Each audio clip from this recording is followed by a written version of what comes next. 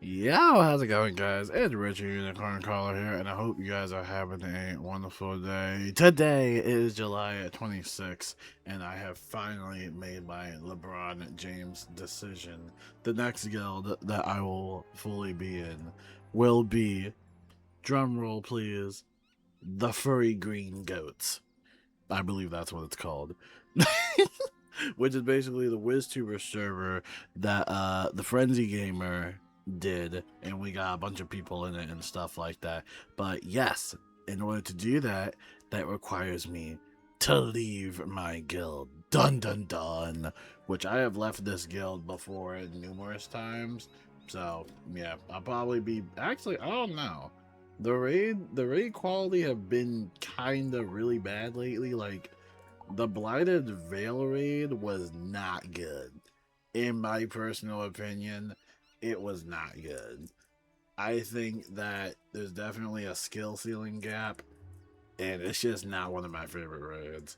And honestly, I'm just getting too busy to raid. So yeah, I'm gonna show you guys a little bit of tutorial on how to join guilds and how to kind of get situated with raids and whatnot. Now, for starters, let's talk about the guild cooldown, because there is always a little bit of like confusion going around with the whole guild cooldown. So I'm in this guild for a little bit. Let's just say I'm having a bad time with it. Let's say I either get kicked out for reporting someone mid-raid, or I'm just being super duper toxic and annoying. Let's just say I get kicked out, or I leave the guild, which I'm going to leave the guild right here. So you have left the current guild. You might have to switch zones for it to like fully go away, or maybe change your badge. I don't know. But anyway, once you leave a guild, that's actually not when the cooldown starts to join another guild. Now, previously, that used to be the case until in a later update, they actually changed that. So, when you want to join a different guild, you'll be allowed to join that second guild or whatever guild that you want to join. And then once you join, that's when that specific timer will actually activate for 2 weeks. Now, yes, I have been fighting for guilds and raids for years, and let me just tell you, the 2 week cooldown I think is just super unnecessary, and it kind of kills some of the smaller guilds, because you have people from other guilds that try to help out and they can't, because it's very strict, right? Another reason, or another thing to take into consideration, is that guilds are only 60 account spaces at the moment. They launched with 50. They added in a plus 10 to it. Didn't really do much. And yeah, it's just, I think 60 accounts is just not enough, especially if people have multiple accounts. In my personal opinion, I think it should definitely just be a little bit higher than that. Now, this is the German guild that I am, and that went in pretty good. So I'm going to leave this one as well. And now I'm going to show you how to basically join the guild. So the information I just gave you was just like some general knowledge about guilds, right? So 60 account spaces, that's like the max that I guess they're going to go. And there is a 2 week cooldown. Initially, when you join that second guild, that's when the cooldown will start. If you do get removed from that guild or decide to leave that guild, you'll have to wait that 2 weeks until you want to join a third guild. So the first way to join guilds, just like the regular cheap way, is to just go over here to the social kiosk, which is in Old Town. You'll go here and you can either join an adventure party, which honestly I think adventure parties are so much better. But yeah, you can join a guild. So you can only belong to one guild. You can't do it like adventure parties where you can join up to 3. Kind of feels like they kind of went backwards with the guilds in a sense. But you'll see that some guilds are available. If you don't see this online, or if you don't see this, it just means that there's nobody online. I believe, in my experience, the guild leader themselves has to actually be present, and then they can either accept you as a temporary provisional member, which a provisional member gets to join the guild basically for like 7 days, and then they just get booted out, right? This is just kind of a lazy way to do it, though. maybe if you're having trouble trying to send somebody a friend request or whatnot.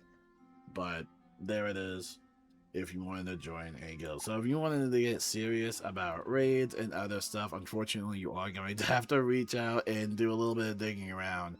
If you go to the official Wizard101 Discord server, there will be a ton of guilds that are going to be recruiting people. Maybe you're just looking for a PC guild, maybe you're looking for an EU guild, maybe you're looking for a console guild. There are tons of guilds that are recruiting, and they are looking to find recruiters like yourself to go raiding and whatnot. Tired of inactive guilds? Join the Shimmering Crimson Wizards. Yeah, so there are a ton of guilds to join, and yes, unfortunately, you will have to get out of your comfort zone, especially if you want to communicate with other raiders and, you know, look into the raid guides and whatnot and talk to one another, right? So that is basically how you do it. So once you join a guild, especially through Discord, you're probably going to have to be asked to fill out an application, or basically just kind of be like, hey, like, what's your highest level, or, you know, what school are you, you know, just basic general questions that will basically help the guild lieutenants and guild leaders out, just to kind of see what your possible, or, you know, what's possible with you. Like, if you're a storm wizard, obviously you're probably going to be DPS. But, you know, if you're someone like a life wizard, maybe you might want to go for like a Vanguard Jade kind of style. It honestly really depends on the specific guild you're in and what they're looking for, or basically what type of raid that they're planning to do and what they are willing to give up. So another thing about guilds and raids, I will say this, is that it can become very tight on space, especially the 8-player raids. And I will say that as much as I love the 8-player raids, like Ghastly Conspiracy and Blighted Veil raid, which again, I sort of like it, but I said in the beginning of the video, I really don't like that raid. It's kind of tight on space. Rather than the 12-player raids, you have a little bit more room to operate in, except there's a little bit more room for error, right? Like I said, it's going to depend on the guild you're in, but my advice is just kind of find something that's kind of in the sweet spot for you. You know, I know some people work weekends, I know some people work weekdays, everybody's super busy. You have to find the specific guild that is going to align with your own life schedule, and, you know, basically go raiding that time of day. At the moment, there are 3-hour to 1.5-hour keys. So, you know, if you want to do a 3-hour raid, you can do that. Or if you want to do the 1.5-hour raid key, you can do that as well. I have a ton of raid keys. I don't know if I'll be using them anytime soon. Now, the third semi way to kind of, I mean, this isn't really an official way, but the third way to kind of join a guild is actually to go to the commons, and whenever it's available, obviously it's not available right now because nobody's offering it, but we talked about the whole guild visitor situation, and apparently guild visitors can actually go raiding. The only thing they need is for someone to actually cast the magic touch at the raid gate for it.